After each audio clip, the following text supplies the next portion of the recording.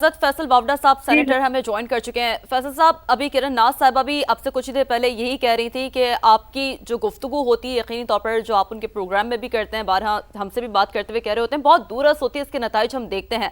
पीर काफी अहम आपने करार दिया है फैसल साहब, तो आगे मजीद क्या फैसले हम देख रहे हैं फिर? जी आपका देखिए जी, ये इब्तदा है, इसमें 9 मई का केस इन्वॉल्व, अभी तक उसकी ट्रायल चल रही है, तो बहुत अजाब जैसी चीज है बानी के लिए, तहरीक इंसाफ के लोगों के लिए, जो साइड में हो गए हैं उनके लिए, अतर मिनना टाइप लोग जिन्हें कुर्सी का नाजायज फायदा उठा के विकेट के 10 तरफ खेला गया है।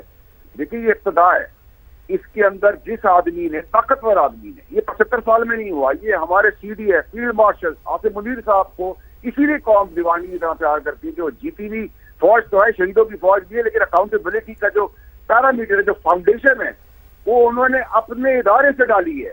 तो जो आज तक हमें शिकायत होती थी, हम बात करते थे कि सियासतदान होता है, गरीब होता है, लेकिन इनका कुछ नहीं होता, वो बुनियाद हो गई और इसका पैरामीटर अब बहुत आगे तक जाएगा। मैं आपको कह रहा था कि पाकिस्तान में 1 इंच की गुंजाइश ही नहीं आएगी। मैं आपको कह रहा था सजाए मौत के ना होगी तो 14 साल होगी मिनिमम। ये एक केस है, अभी मजीद केसेस बाकी हैं, कुछ केसेस बानी के 9 मई के अलावा भी हैं, उनका भी रिटन ऑन द वॉल है। अब ये बर्बरियत, गुंडागर्दी, बदमाशी, देखिए आपको याद होगा 9 मई से 1 साल पहले भी निकाल दिया था, मैं रोक रहा था उनको, मैं कह रहा था इस जगह ना जाए, बिल्कुल, तो मैं निकाला गया। आज जो बाप बने हुए थे, वो जो मुल्क से बड़ा समझते थे, चाहे वो सियासतदान हो, लीडर हो, फौजी हो, जज हो, जर्नैल हो, मैं हूँ, आप हूँ, कोई ऊपर नहीं है, पाकिस्तान पहले है। और ये बुनियाद CDF फील्ड मार्शल साहब ने डाली है, ये इब्तदा है। इस इब्तदा का, आपको इब्तदा कह रहा हूँ, it's not the end, it's the beginning. ये स्टार्ट है, ये छोटा सा स्टार्ट है। आने वाले दिनों में जो आप देखेंगे कि पाकिस्तान से हर किस्म का गंद साफ कर दिया जाएगा, बैन अवी तौर पे इसको सराहाया जा रहा है, क्योंकि ये कभी आपने प्रेसिडेंट नहीं देखा था कि एक इदारे के अंदर जिस किस्म की उसके एक्स जनरल और आज का फैज हमीद ने जो बर्बरियत की, मीडिया के साथ, जुडिशरी के साथ, रियासत के साथ, फौज के साथ, सियासत के साथ, पाकिस्तान के साथ, मेरे साथ, आपके साथ, ये अल्लाह की शान है। तो जो बातें कही वो परवरदिगार करम सब चीज सच होती नजर आती हैं और सब होती नजर आती चली जाएंगी। अब बदमाशी का एलिमेंट, गुंडागर्दी का एलिमेंट, पाकिस्तान से जलाओ गिराओ मार धार का एलिमेंट किसी के लिए भी, सभी PTI सारी पॉलिटिकल पार्टी पूरे पाकिस्तान के लिए, इसको अकाउंट फॉर और इग्नोर नहीं किया जाएगा। ठीक है फैसल साहब जी, आपने समा से ही बात करते, यहाँ पर हमसे ही बात करते हुए कहा था कि अगला हफ्ता और पीर के दिन से सबको नजर आ जाएगा क्या होने जा रहा है। आगे कुछ आप बता सकते हैं, गाइड कर सकते हैं कि आने वाला वक्त क्या खबरें ला रहा है हमारे लिए? आने वाला वक्त, आने वाला सूरज जो पाकिस्तान के लिए चढ़ रहा है, वो पाकिस्तान के लिए इंसाफ, जस्टिस सिस्टम, पाकिस्तान के लिए प्रॉस्पेरिटी, पाकिस्तान के लिए प्रोग्रेसिव, नेशनल इंटरनेशनली, और ये जो अकाउंटेबिलिटी है, इसका तसलसल आप देखेंगे 9 मई जैसे वाकयात के अंदर। There's no two way about it, loud and clear है। जो लफ्ज अल्लाह की मेहरबानी से मैंने इस्तेमाल किए हैं, वो आपको वैसे ही उससे ज्यादा शिद्दत से नजर आएंगे। ये बड़ा इंपॉर्टेंट था पाकिस्तान की तरक्की के लिए कि इस मुल्क के अंदर इंसाफ नहीं था। आज उसकी बुनियाद पाकिस्तान के सिपहसालार ने रख दी। जी बावड़ा साहब, सियासी करियर पर आप क्या देख रहे हैं PTI का, बिलखुसूस अगर हम बात करें, और कितना बड़ा, कितना डोमिनेंट मैसेज है ये तमाम सियासी जमातों के लिए, बिलखुसूस ये जो प्रेसिडेंट सेट हुआ इस वाक़े के बाद? PTI के लिए तो बहुत परेशानियां, तकलीफें, बानी के लिए बहुत परेशानियां और तकलीफें शिद्दत की सामने रिटन ऑन द वॉल है।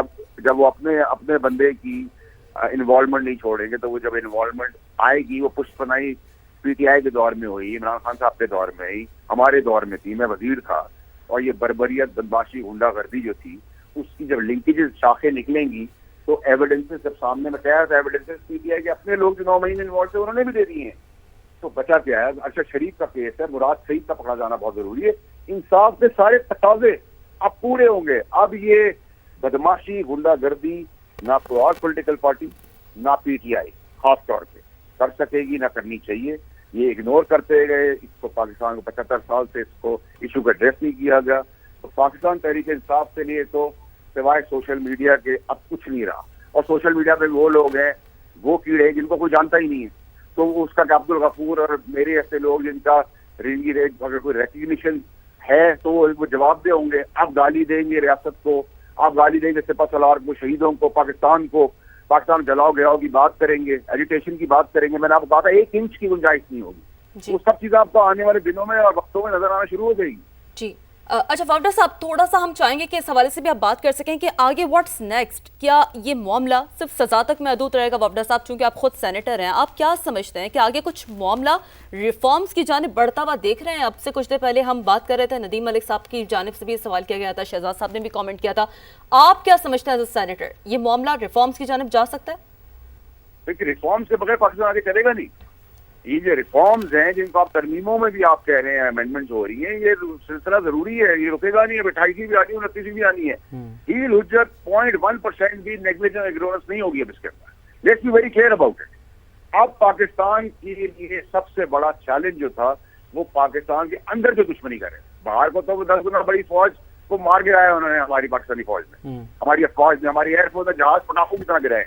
لیکن جو اندر سے تکلیف تھی, جو اندر سے بنیادیں کھا رہے تھے اور کھاتے چلے آ رہے تھے, ان میں سے کسی کو نہیں چھوڑا جائے گا. صرف تحریک انصاف کے لیے نہیں, ایوری ون, ہر پولیٹیکل پارٹی, ہر لیڈر, ہر آدمی, ہر صرف آدمی, نہ جج, نہ جنرل, نہ پولیس والا, نہ کاروباری, نہ سیاستدان, نہ کوئی میڈیا کا, کوئی بھی آدمی, میں مثال دے رہا ہوں, اکراس دا بورڈ اکاؤنٹیبلٹی روتھلیس ہو. فیصل صاحب, آپ نے بھی جو ہے بیچ میں ملاقاتوں کے لیے بھی کوشش کی, معاملات کو کول ڈاؤن کرنے کی بھی کوشش کی. اب ہم یہ سمجھ لیں کہ بات اب اس سے آگے بڑھ چکی ہے, اب پوائنٹ آف نو ریٹرن سے بھی اب آگے جا چکے ہیں ہم.